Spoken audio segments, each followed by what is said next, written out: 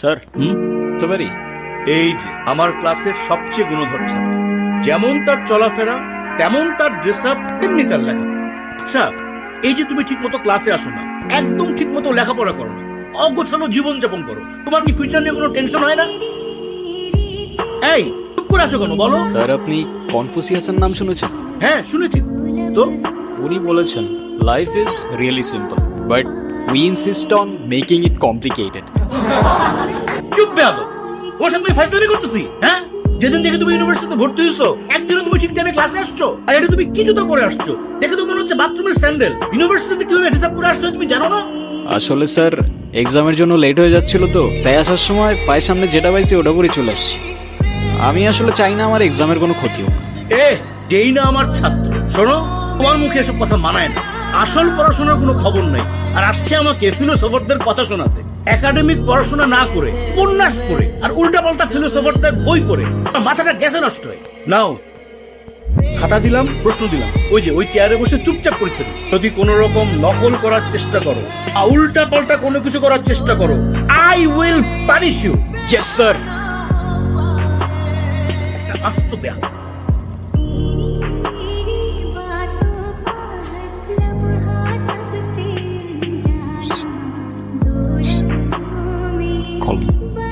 কলম কলম।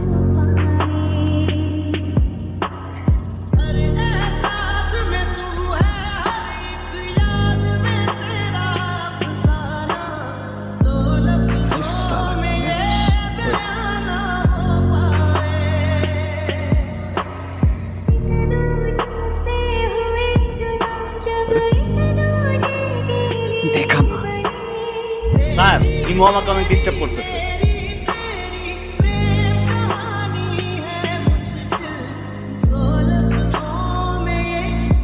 বাহ, কি অপূর্ব! একে তো আরেকজনকে লিখতে দিচ্ছেন না, তার উপরে আপনি ধপ ধপে একটা সাদা খাতা নিয়ে বসে আছেন। আপনি পরীক্ষা দিতে আসছেন কেন? আসলে স্যার আমার মনটা সাদা তো, তাই আমার সবকিছুই সাদা।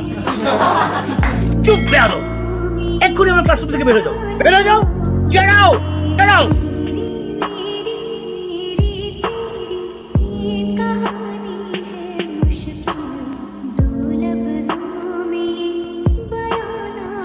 মিয়াদ, মাইন্ড ইওর ওন খাতা।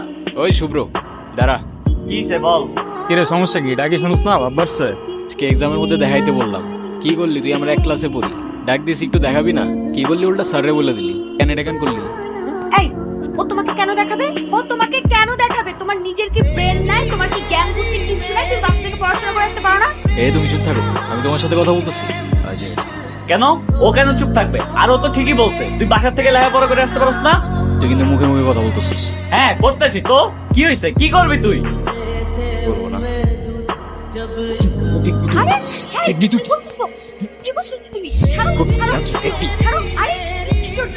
এই, ছাড়ো, ছাড়ো না কেন? ছাড়ো, ছাড়ো না কেন?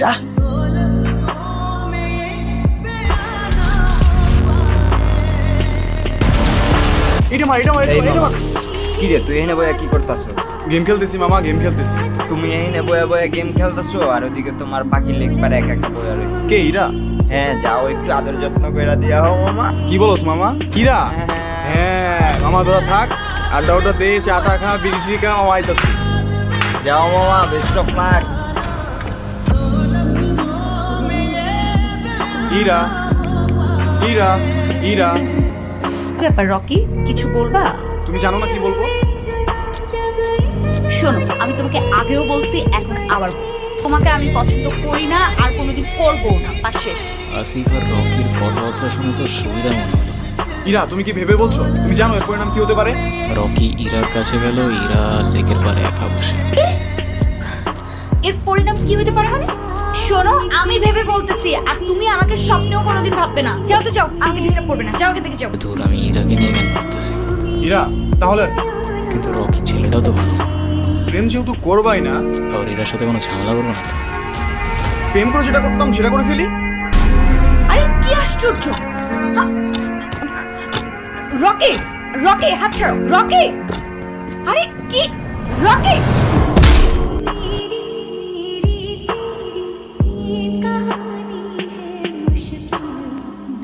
ওই তোর সাহস কত বড়?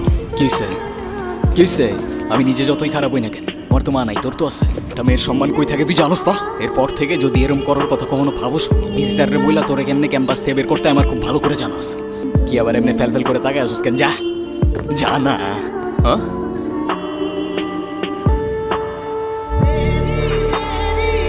হিমু, ধন্যবাদ তোমাকে। ধন্যবাদ দেওয়া লাগবে না, আমার জন্য আসিনি আমি।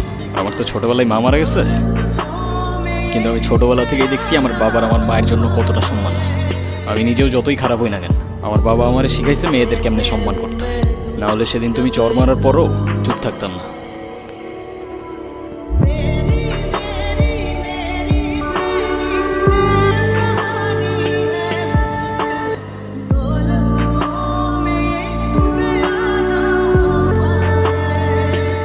এই হিমু, শোনো না। কি হয়েছে? তুমি আমার রাস্তা আটকাচ্ছ কেন? তোমার সাথে আমার কোনো কথা নাই। আচ্ছা, তুমি এরকম রেগে যাচ্ছ কেন? সেদিনের ব্যবহারের জন্য আমি এক্সট্রিমলি সরি। সরি। তুমি আমার কাছে মাপ চাচ্ছ কেন? তুমি কোনো দোষ করছো? এ শরতে তোমার সাথে কোনো কথা বলার ইচ্ছা নাই আমার। আরে শোনো না প্লিজ, এবার মতো ক্ষমা করে দাও।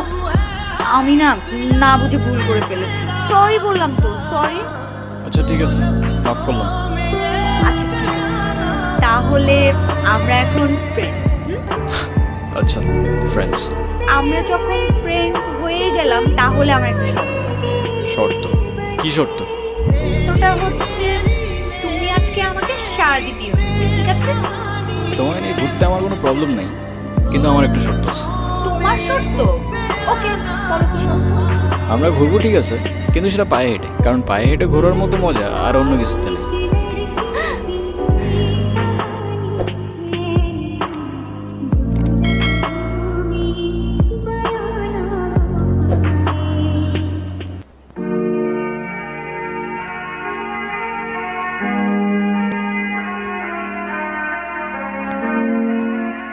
এই হিমু, তুমি বাদামের খোসা সহ কেন খাচ্ছ?